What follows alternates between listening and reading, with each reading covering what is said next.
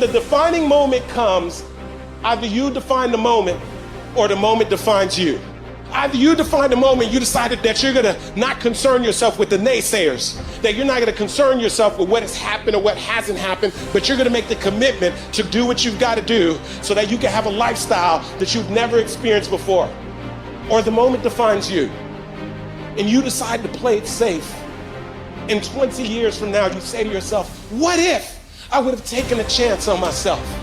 What if I would have stayed in the game? What if I would have kept making the phone calls? What if, and what if? The what if mentality is this guy told me I was a 36th African-American Navy SEAL in Navy SEAL history, over 70 years. This guy told me there's only 35 African-Americans to ever be a Navy SEAL. He was pretty much telling me, you ain't got what it takes. I took that and said, what if I can be the 36th? But what if I could? What if I could pull off this miracle? How will I feel at the very end if I can defy all the odds? You're in the test of your will right now because life says it has a little more test for you.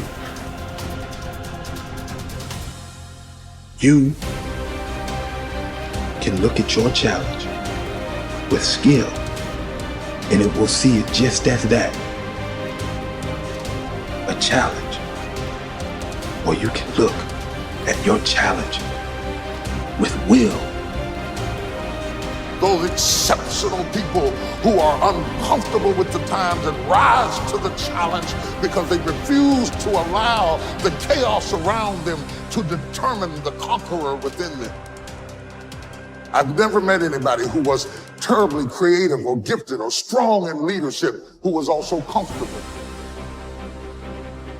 You must be willing to extend yourself to the limit with no guarantee of success. Every day, you must ask yourself, did I do enough? Prove to yourself today, every day, that you can and will push harder than you wanted to, harder than you felt like pushing, past the point of fatigue and far beyond the point of comfort to that outer edge, to the limits. And on those points, there will be no compromise. Not now, not ever.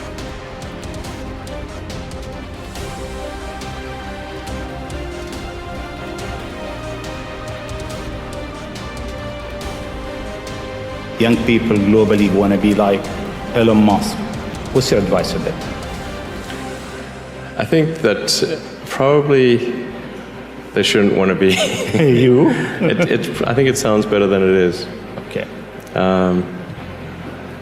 Yeah, it's not as much fun being me as you'd think. I don't know. You don't think so? No. There's definitely, it could be worse for sure, but it's, I'm not sure I'm not sure I want to be me. Okay. But if, you know, I think advice, I mean, if you want to make progress in things, I think that the best analytical framework for understanding the future is physics. I'd recommend studying the thinking process around physics, like not the equations. I mean, the equations certainly they're helpful, but the way of thinking in physics is it's the best framework for understanding things that are counterintuitive. And you know, always taking the position that you are to some degree wrong, and your goal is to be less wrong over time. One of the biggest mistakes people generally make, and I'm guilty of it too, is wishful thinking. You know, like you want something to be true, even if it isn't true. And so you ignore the things that, you ignore the real truth because of what you want to be true. This is a very difficult trap to avoid. And like I said, certainly one that I find myself in having problems with. But if you just take that approach of you're always to some degree wrong and your goal is to be less wrong, and solicit critical feedback, particularly from friends. Like friends, particularly friends, if somebody loves you, they want the best for you. They don't want to tell you the bad things. So you have to ask them, and say, really, I really do want to know. and then they'll tell you. First say to yourself what you would be, and then do what you have to do. Assemble your life, action by action, and be satisfied if each one achieves its goal.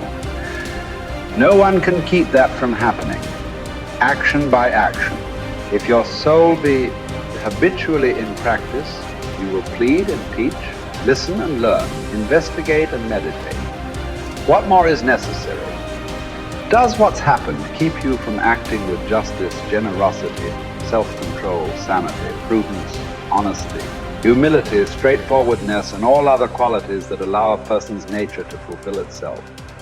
So remember this principle when something threatens to cause you pain. The thing itself was no misfortune at all. To endure it and prevail is great good fortune. I think failure is bad. I don't think it's good. But if something's important enough, then you do it even though the risk of failure is high. And so I think my advice if somebody wants to start a company is they should bear in mind that the most likely outcome is that it's not going to work. And they should reconcile themselves to that strong possibility. And they should only do it if they feel that they are really compelled to do it. Because it's going to, the way starting a company works is like usually in the very beginning it's kind of fun, and then it's really hellish for a number of years. You talked about chewing glass.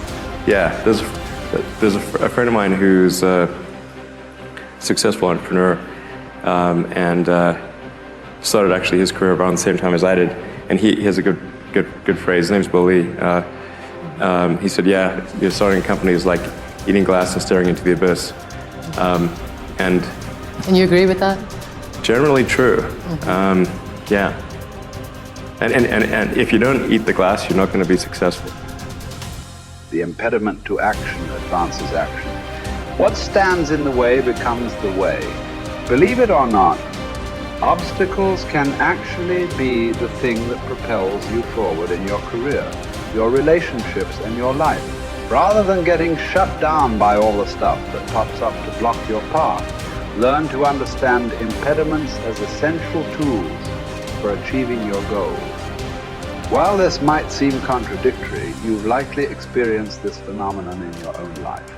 If you've ever overcome an obstacle to reach a goal, you know that the struggle in climbing over that wall taught you priceless lessons that helped you become the person you are now and further refine what it is that you want to achieve in life.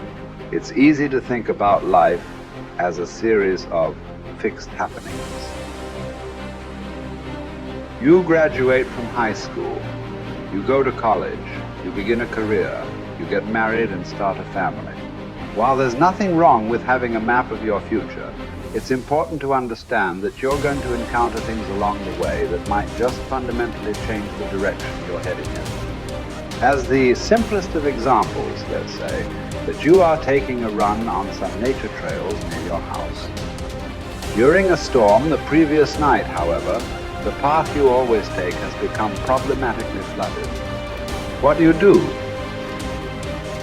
Do you turn around?